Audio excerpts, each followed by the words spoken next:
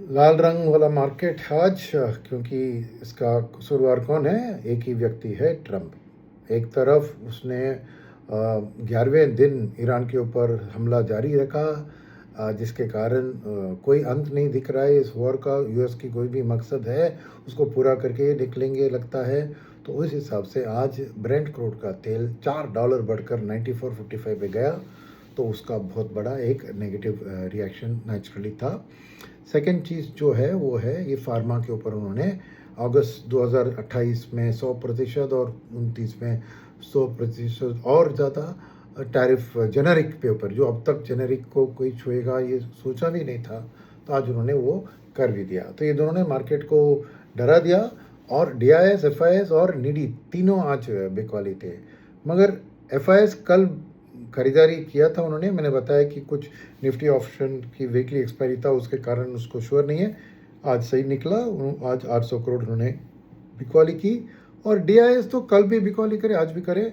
कल मैंने सोचा कि वो क्या कैश अक्यूमुलेट कर रहे हैं इसके लिए, तो शायद आज वो भी रीज़न होता है। आज थोड़ा भी पैनिक भी है बिकॉज ये ब्रेंट क्रूड के ऊपर, क्योंकि फार्मा का जो भी था थोड़ा डिटेल में मैं बाद में बात करूँगा। बट फार्मा का जो भी है, फार्मा इंडेक्स की जो इनिशियल गिरावट थी, बाय एंड ऑफ डे उसने रिकवरी दिखाया था। वो फार्मा के बारे में बाद में बात करते हैं। तो आज क्या हुआ कि FI, DI, नीडी तीनों बिक वाले कर रहे थे, मगर FIS का और DIS का उतना नहीं था। इनका 800 करोड़ का सेलिंग था, उनका 400 करोड़ का। तो ये पूरे मार्केट में देखिए, हाल खाली FMCG और ऑटो सेक्टर थोड़े हरी निशान में। FMCG शायद 60-70 बेसिस पॉइंट ऊपर थी और ऑटो 18-20 पॉइंट्स। बाकी सब के सब सेक्टर लाल निशान में थे। तो ये कारण आपको खाली FI, DI की सेलिंग नहीं हो सकती है, बिकॉज उन्होंने ज़्यादा नहीं बेचा। तो नेचुरली नीडी का हाथ होगा। और एडवांस डिक्लाइन रेशियो देखें तो वही बताता है कि खाली 850 स्टॉक ऊपर थे, 2100 स्टॉक आज गिरे थे। तो इतना ब्रॉड बेस सेलिंग, तो naturally non institutional domestic investors की पैनिक थी ब्रेंट क्रूड के कारण। और मानसून की खबर मैं कल एक डिटेल डालूंगा, आज मानसून का अपडेट आया था।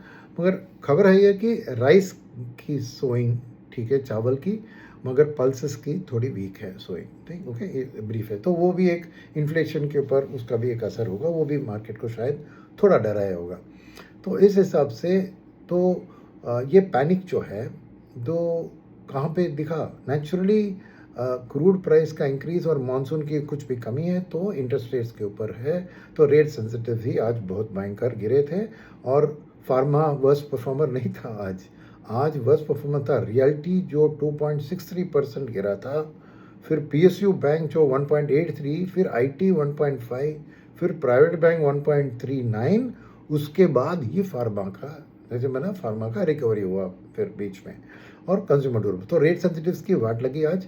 और रेट्स की RBI की पॉलिसी अगस्त में है, उसके बारे में मार्केट को अभी डर आ गया है कि क्या करेंगे RBI इस हाई इन्फ्लेशन की स्थिति जो सामने दिख रही है। अभी फार्मा की बात करते हैं। ये जो टैरिफ उन्होंने अनाउंस किया, देखिए इनिशियल नेगेटिव रिएक्शन था, बिकॉज जनरलिस्ट को अभी तक छूंगे कोई भी सोचा नहीं था, क्योंकि 90% प्रिस्क्रिप्शन तो US में इशू होते हैं वो जेनेरिक्स के लिए होते हैं। और इंडिया के लिए खास के इंपॉर्टेंट है, बिकॉज हम उसका हमारा मार्केट शेयर उधर बहुत ज़्यादा है। मगर अब उन्होंने उसको भी छू लिया। और ये ट्रंप अभी क्या है कि डाउट क्यों मार्केट में रिकवरी भी आई फार्मा इंडेक्स में, क्यों?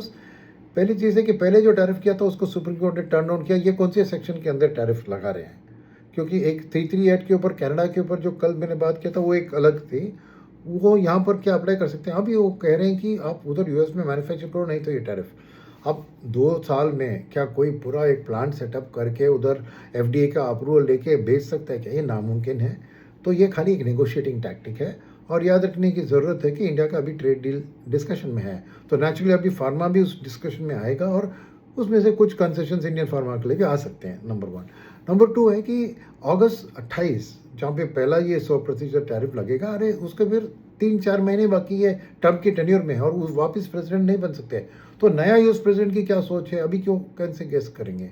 तो ये सब चीज़ें बहुत है। और कुछ कंपनियां भी है जो कितने प्रतिशत आपको अमेरिका में मैन्युफैक्चर करना चाहिए, वो 100% अमेरिका में मैन्युफैक्चर नहीं हो सकता है, क्योंकि फार्मास्यूटिकल इंटीग्रेंट्स बाकी देश में, चाइना का इंडियन फार्मा भी चाइना से खरीदती है API को, एक्टिव फार्मास्यूटिकल इंग्रेडिएंट को। तो कितना प्रतिशत उधर बनाने से, तो खाली वो एक छोटी मोटी कंपनी रख के उससे अवॉइड कर सकते हैं टैरिफ। ये सब बातें बहुत अनसर्टेन है। इसलिए फार्मा इंडेक्स ने भी रिकवरी दिखाई और इतना इसमें डरने की बात नहीं है। और फार्मा के बारे में अगर ऑलरेडी आपका एक्सपोजर है तो अब क्या इस करेक्शन जो है उसमें एवरेज कर सकते हैं, ज़रूर कर सकते हैं। मगर फार्मा का एक्सपोजर नहीं है तो ये करेक्शन के कारण अभी जल्दबाजी मत कीजिए घुसने में, क्योंकि अभी थोड़ी वॉलेटिलिटी रहेगी और थोड़ी दिन इंतज़ार करके उसके बाद आप शायद बाय ऑन डिप्स कर सकते हैं। मगर बात है कि मेरे ख्याल में पैनिक करने के लिए कोई ज़रूरत नहीं है। और फार्मा में भी निवेश कर रहे हैं तो डाइवर्सिफाइड फार्मा में कीजिए, जहाँ पे खाली यूएस एक्सपोर्टर्स की नहीं, यूरोप को भी एक्सपोर्ट करते हैं, बाकी इमर्जिंग कंट्री को भी फार्मा एक्सपोर्ट्स होता है। उसके अलावा डोमेस्टिक में भी फार्मा बिकता है और हॉस्पिटल्स भी है, डायग्नोस्टिक्स भी है। तो इन सब चीज़ों के डाइवर्सिफाइड फार्मा फुटप्रिंट बनाएंगे तो उतना भी आपको ये नहीं होगा। मगर बाय ऑन डिप्स की स्ट्रैटेजी आप रख सकते हैं, स्पेशली अगर आपके पास ऑलरेडी फार्मा का एक्सपोजर है तो उसको एवरेज करने के लिए मौका है। उसके अलावा मैं कल आपको मानसून वाली अपडेट दूंगा एएमडी का, उसको डिटेल में पढ़ के in terms of swing pattern और इन्फ्लेशन की आउटलुक क्या है, मैं कल दूसरा वीडियो डालता हूँ।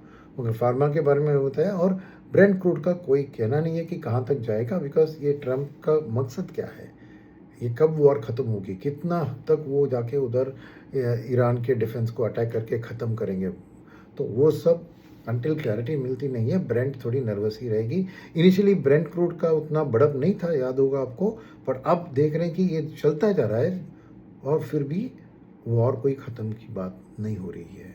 तो इस हिसाब से मार्केट में ये ब्रेंट रिलेटेड किसके कारण रेट्स के ऊपर टेंशन रहेगी, इसलिए रेट सेंसिटिव्स का आज बहुत पिटाई हुआ और अगले कुछ दिनों के लिए ये ही डोमिनेट करेगी थॉट प्रोसेस को। तो सावधान रह के अपना अक्यूमुलेट ऑन, जैसे कहते हैं ना, diversified portfolio in small quantities, वही जारी रखिए। अनसर्टेनिटी अभी ख़त्म नहीं हुआ है। धन्यवाद, कल मिलते हैं।